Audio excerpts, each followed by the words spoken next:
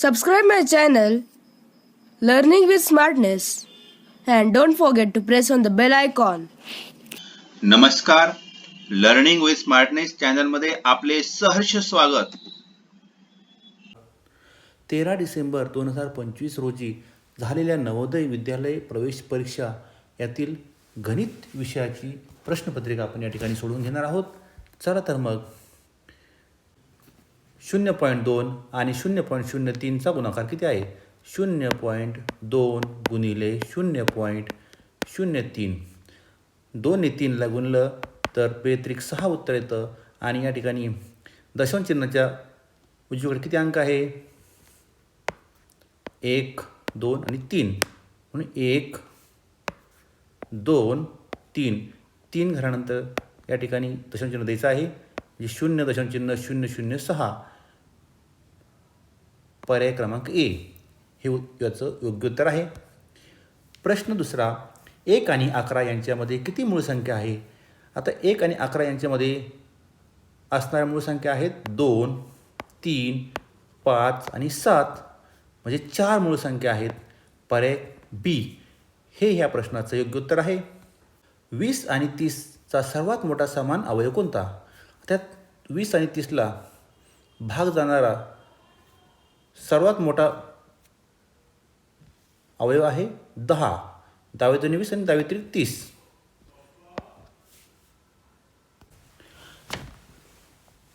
आपण आता पुढील प्रश्न पाहूया. 6.082 अधिक 60.82 अधिक 608.2 वजा 0.6082 हे सोडल्यास कोणतं उत्तर प्राप्त होईल? या पहिल्या 3 संख्यांची बेरीज करून घेऊया. 202, 8 आणि 2 10, हातचा 1, 8 आणि 2 10 आणि 1 11, हातचा 1, 8 आणि 7 14 आणि 1 15, हातचा 1, 6 आणि 1 7, 675.102. यातून आता काय वजा करायचं आहे? 0.6082. 675.102 वजा 0.6082. तर शून्यातून 2 जणांनी हातचा घेतला या ठिकाणी उरतात 8. 12तून 8 आणि 9 गेले, 3 उरतात, 9 उरतात आणि 11तून 7 गेले 4.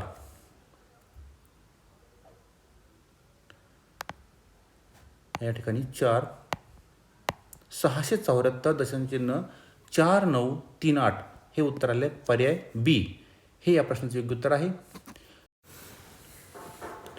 999 आणि 9999 यांचा गुणाकार किती आहे? तर 9999 गुणिले 999. प्रथम आपण या 9नी सर्व अंकांना गुणूया. 9 9 81, हातचे आले 8, 9 9 81 8 89. पुन्हा हातचे आले 8, 9 9 81 8 89, 9 9 81 8 89. आता पुन्हा आपण 9नी गुणूया. दशक स्थानच्या 9नी गुणूया, तोच गुणाकार येईल. आता आपण शतक स्थानच्या 9नी गुणूया, तोच गुणाकार येईल. पहा,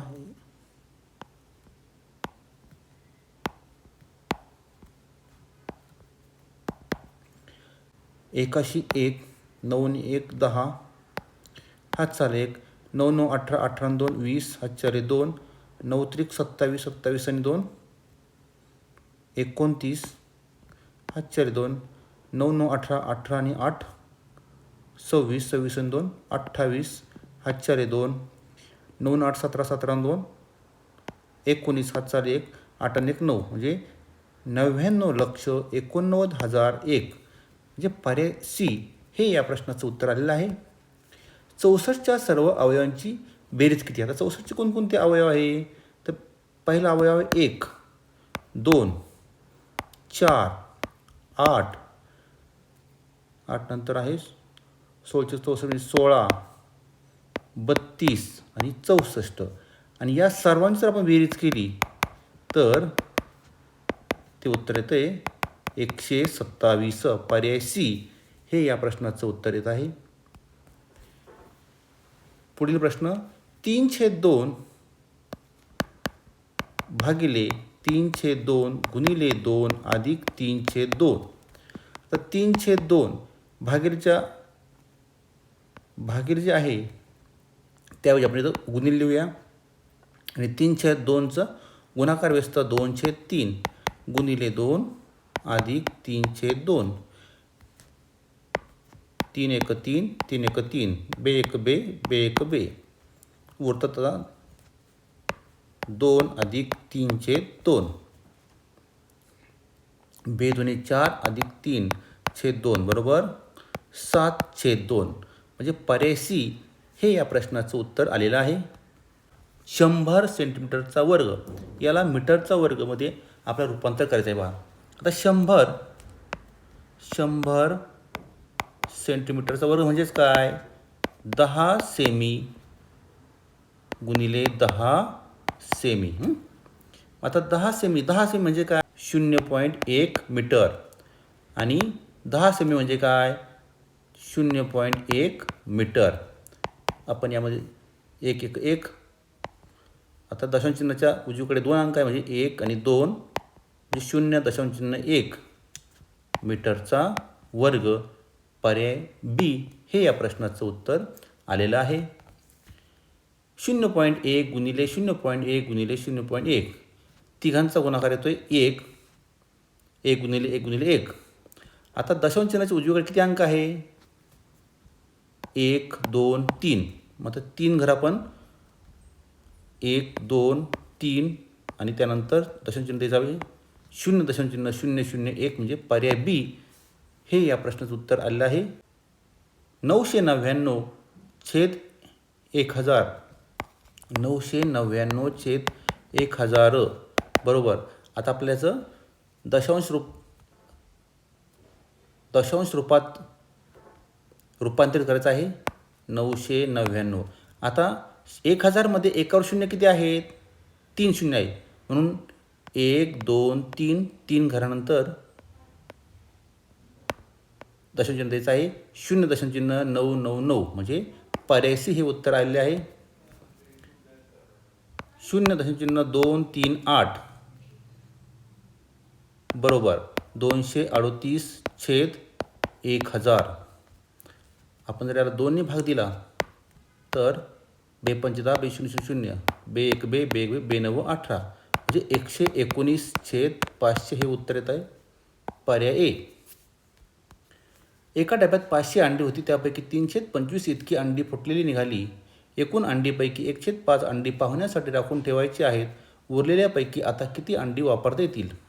आता 500 पैकी पहा 500 पैकी 3/25 अंडी फुटलेली आहे म्हणजे 25 जुने 50 25 म्हणजे 60 अंडी फुटली आणि 500 पैकी 1/5 अंडी म्हणजे 5 पासून 0 म्हणजे 100 अंडी राखून ठेवली म्हणजे किती झाली पाहता 60 अधिक 100 म्हणजे 160 अंडी राखून ठेवली. आता उरली किती मग 500 वजा 160 बरोबर 340 अंडी.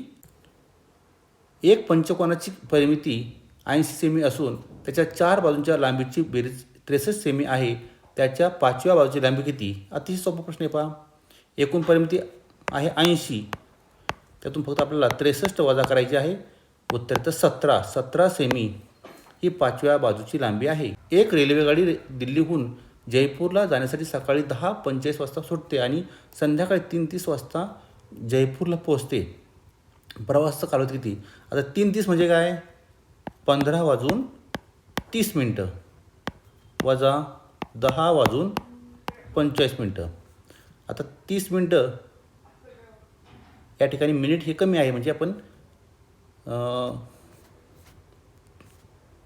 1 तास आपण मिनटामध्ये रूपांतर करूया म्हणजे 14 तास आणि 30 आणि 60 90 मिनटे वजा 10 तास आणि 45 मिनटे म्हणजे उत्तर येतं पहा 45 4 तास 45 मिनिटे. एक फळ विक्रेत्याने 1500 रुपयात सफरचंद विकत घेतले आणि त्यांना दुकानपर्यंत आणण्यासाठी 100 रुपये खर्च झाले. आता म्हणजे खरेदी किती केले 1500, त्यामध्ये 100 रुपये मिळाले, म्हणजे 1600 रुपयाला ते त्यांना खरेदी किंमत आहे. विकले कितीला 2236ला, म्हणजे 2236 वजा 1600 उत्तर येते 636, म्हणजे 636 रुपये या ठिकाणी फायदा होईल.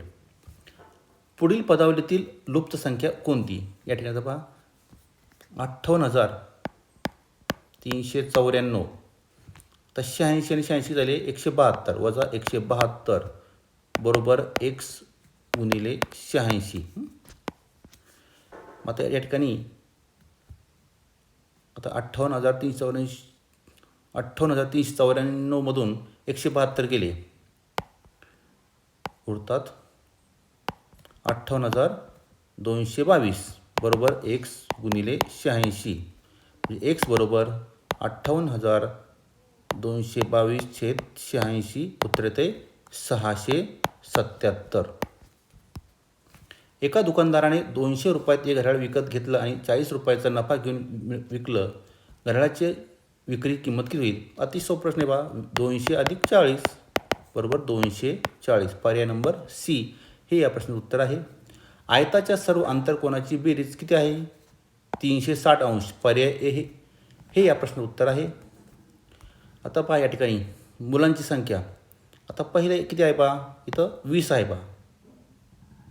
115 कुटुंबाच्या पाहण्यातून प्रत्येक कुटुंबात किती मुले आहेत याची आकडेवारी मिळून ती खालील आकृतीत दाखवण्यात आली आहे. आकृतीच्या आधारे शोधा की किती कुटुंबात अजिबात मुले नाहीत. आता मुले किती आहेत पहा. पहिल्यामध्ये 20 मुलं आहेत, दुसऱ्यामध्ये 30 आहेत, तिसऱ्यामध्ये 35 आहे आणि चौथ्यामध्ये 5 आहे. आपण या सर्वांची बेरीज केली, उत्तर येते 90. आता एकूण कुटुंब किती होते? म्हणजे 115 वजा 90 उत्तर येते 25. पर्याय सी हे या प्रश्नाचं उत्तर आहे. एक संपूर्ण कोन यांच्या समान असतो. तर 4 काटकोन म्हणजे 360 अंश म्हणजे 4 काटकोन पहा. 360 अंश म्हणजेच काय आहे? 4 काटकोन हे या प्रश्नाचं उत्तर आहे. अशाच प्रकारच्या व्हिडिओसाठी चॅनल सबस्क्राईब करा, लाईक करा, शेअर करा. धन्यवाद.